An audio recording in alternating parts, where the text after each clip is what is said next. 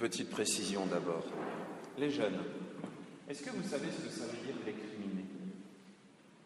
Ah, visiblement, vous ne savez pas. Ça veut dire chiner, ça veut dire se plaindre, ça veut dire c'est vraiment trop injuste. Vous connaissez ça? Bon. Et vous avez repéré qui était en train de récriminer dans l'Évangile, dans cette histoire? Ceux qui étaient les premiers arrivés. Est-ce que ça vous semble juste, cette histoire de payer au même prix les derniers qui sont arrivés, qui n'ont travaillé qu'une heure et encore, et les autres qui ont travaillé toute la journée? Honnêtement, c'est pas très juste.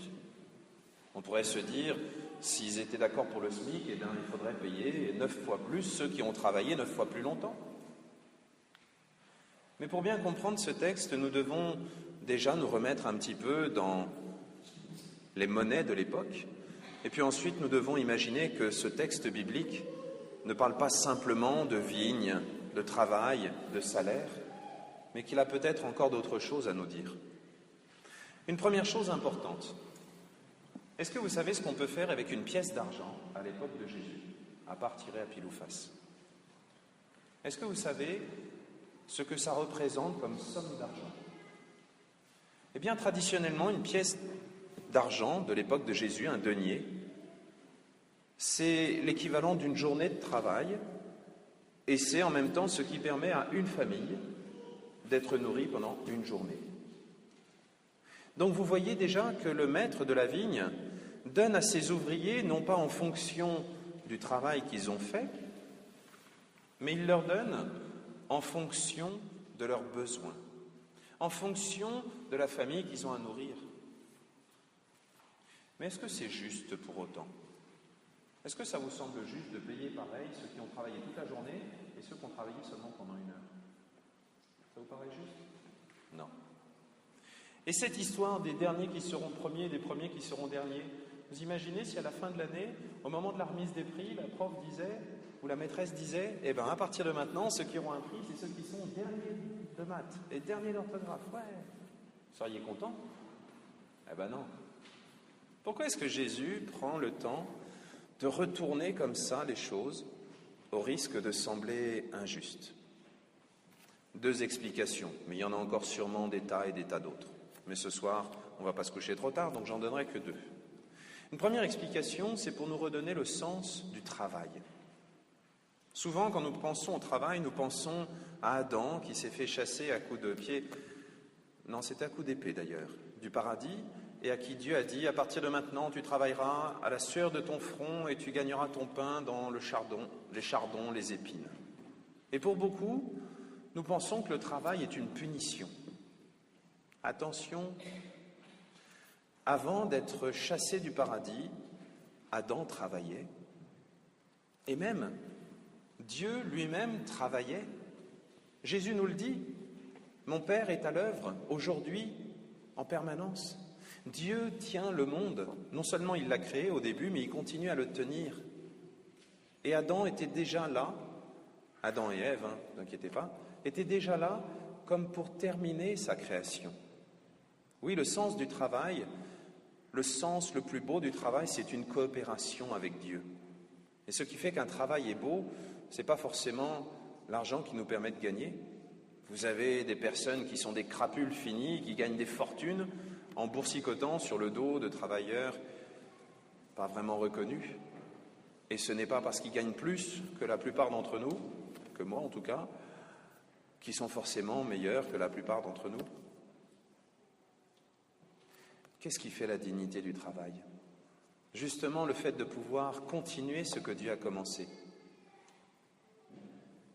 Vous avez peut-être en tête ces grands tableaux qui ont été faits non seulement par un grand artiste, un Michel-Ange, un je ne sais quoi, et quelquefois un Léonard, et quelquefois on apprend par des spécialistes que le personnage principal au centre a été fait par l'artiste très connu, mais qu'il a laissé le soin à ses élèves de faire le reste, le paysage, les personnages secondaires.